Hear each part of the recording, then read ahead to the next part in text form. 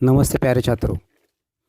आज हम हिंदी व्याकरण के कारक के भेद इस टॉपिक को पढ़ने जा रहे हैं। इसके बारे में चर्चा करने जा रहे हैं।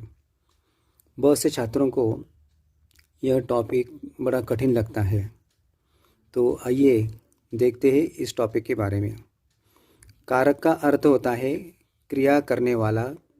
इसका संबंध सीधा क्रिया के साथ होता है। इसके लिए हम कुछ वाक्य देखते हैं, जैसे बकरी पहाड़ों की सैर करना चाहती थी। पहाड़ों पर उगी हरी घास को चाटना चाहती थी। भेड़िए ने बकरी को देखा। इन वाक्यों में की, पर, को, ने और को यह कारक है। आइए इसकी परिभाषा देखते हैं। संज्ञा या सर्वनाम के जिस रूप से उसका संबंध क्रिया से जाना जाए उसे कारक कहते हैं। कारक के साथ विभक्ति भी आती है, तो विभक्ति के बारे में कारक की पहचान के लिए जिस शब्दों को प्रयोग संज्ञा या सर्वनाम के साथ होता है उन्हें विभक्ति कहते हैं। इस तरह कारक और विभक्ति साथ साथ आते हैं। कारक के कुछ 8 भेद हैं। इसमें से पहला है कर्ता कारक। हर वाक्य में कर्ता होता है और कर्ता आवश्यक है। जैसे रमा ने भोजन बनाया। रमा भोजन बनाती है। भोजन बनाने की क्रिया यहाँ पर है। और एक उदाहरण है राम ने पत्र लिखा। दूसरा है सोहन पतंग उड़ाता है। इन दोनों वाक्यों में राम और सोहन करता है। शब्द के जिस रूप से कार्य करने का बोध होता है उसे कर्ता कारक कहते हैं।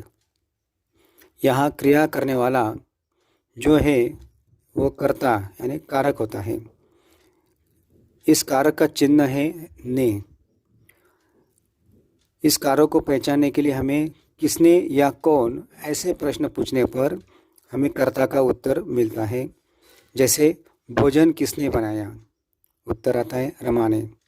पत्र कौन लिखता है, यानी राम। यानी किसने और कौन प्रश्न पूछने पर हमें कर्ता कारक मिलता है। दूसरा भेद है कर्म कारक। राम ने कुत्ते को मारा। महिमा ने किया किताब को फाड़ा। भीम ने दुर्योधन को मारा। राम, महिमा, भीम ये सब क्या है, कर्ता है। कर्ता ही क्रिया को संपन्न कर रहे हैं। यहाँ क्रिया का फल कर्म पर पड़ता है। जैसे राम ने कुत्ते को मारा, क्रिया का फल कुत्ते पर पड़ा है, यानी कर्ता पर पड़ा है। इसका कारक चिन्ह को होता है। इसकी पहचान किसको और क्या प्रश्न पूछने पर कर्म कारक हमें मिलता है। शब्द के जिस रूप से या शब्द के जिस रूप पर क्रिया का फल पड़े उसे कर्म कारक कहते हैं। कर्म को प्रकट करने वाला जो शब्द होता है वह शब्द कर्म कारक होता है। तीसरा प्रकार है करण कारक। बालिका गुड़िया से खेलते हैं। श्यामा कलम से लिखते हैं। दिनेश रिक्शा से बाजार जाता है। यहाँ गुड़िया से, कलम से, रिक्शा से यह क्या है, करण कारक है। मतलब यहाँ साधन का प्रयोग किया गया है। मतलब कर्ता जिस साधन द्वारा क्रिया संपन्न करता है उसे करण कारक कहते हैं। मतलब बालिका ने गुड़िया से खेला है तो गुड़िया यहाँ पर क्या हो गई, साधन हो गई। दिनेश रिक्शा से बाजार जाता है, मतलब यहाँ पर साधन है रिक्शा। इस तरह से इसका कारक चिन्ह है से, के द्वारा यह है। इसे पहचानने के लिए हमें किससे, किसके द्वारा यह प्रश्न पूछने पड़ते हैं। मतलब जिसकी सहायता का या जिसके सहायता या साधन से काम किया जाता है वह करण कारक होता है। चौथा प्रकार है संप्रदान कारक। पिताजी बेटे के लिए फल लाए। माताजी मेरे लिए कपड़े लाई। बच्चों को मिठाई दो। यहाँ पिताजी ने बेटे के लिए फल लाए, यानी उन्होंने यह काम अपने लिए नहीं बल्कि दूसरों के लिए किया है। उसी तरह से माता जी ने मेरे लिए कपड़े लाए, मतलब माता जी ने उसके लिए नहीं तो मेरे लिए कपड़े लाए। मतलब परिभाषा हो सकती है, कर्ता द्वारा जिस संज्ञा के लिए क्रिया की जाती है उसे संप्रदान कारक कहते हैं। यहाँ को के लिए कारक चिन्ह होते हैं। यहाँ को और के लिए कारक चिन्ह होते हैं।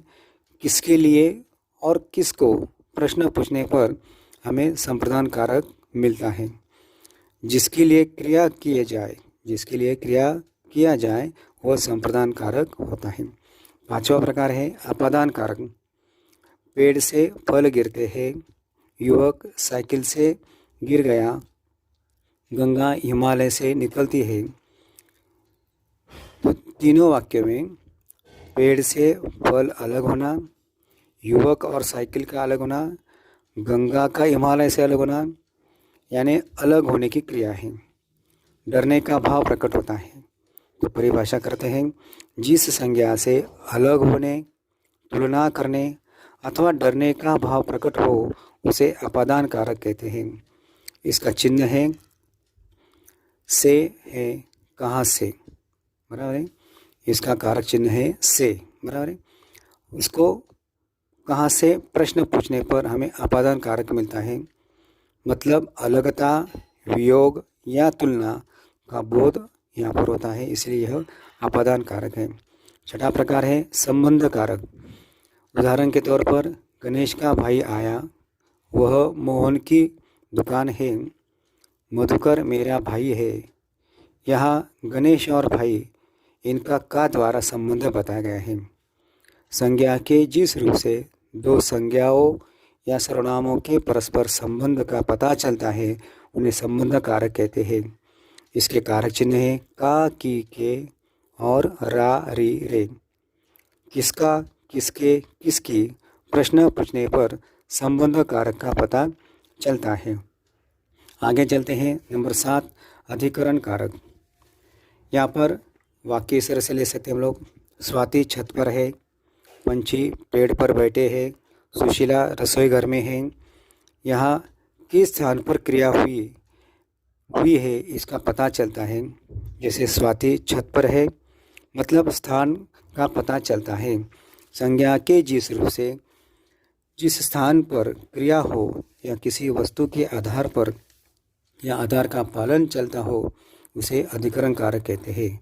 इसके कारक चिन्ह हैं में और पर।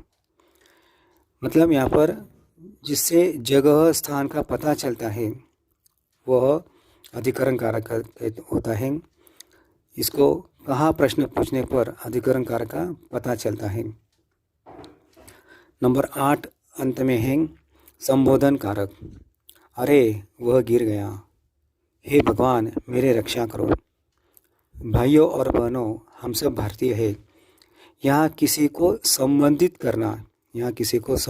करना या पुकारने का बोध होता है। जब किसी को संबोधित किया जाए तो संबोधन कारक होता है। इसके कारक चिन्ह है हे, अरे, ओहो, इस तरह से। तो कुल 8 प्रकार के बारे में हमने डिटेल में चर्चा की है। उसके उदाहरण देखे, परिभाषा देखी है, इसके कारक चिन्ह देखे हैं और कौन सा प्रश्न पूछने पर कौन सा कारक आता है यह भी हमने इस वीडियो द्वारा आपको बताने की कोशिश की है। इस वीडियो को सुनना है, देखना है और अपने नोटबुक में सारी बातें लिखनी है। धन्यवाद।